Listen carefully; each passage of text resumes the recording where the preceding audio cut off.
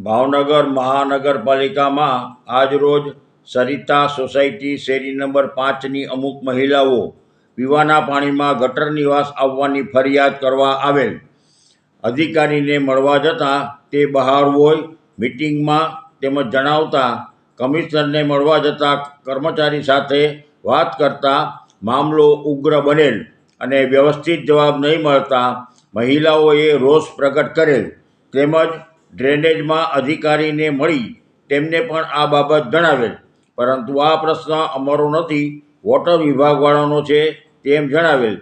જે અધિકારીને મળવાનું હોય તે અધિકારી નહીં હોવાના કારણે રાહ જોવે છે અને જ્યાં સુધી અધિકારી નહીં આવે અને પ્રશ્નનો હલ નહીં આવે ત્યાં સુધી ત્યાં જ બેસી રહેશે તેવું પણ આ મહિલાઓએ જણાવી હાલ રાહ જોવે છે.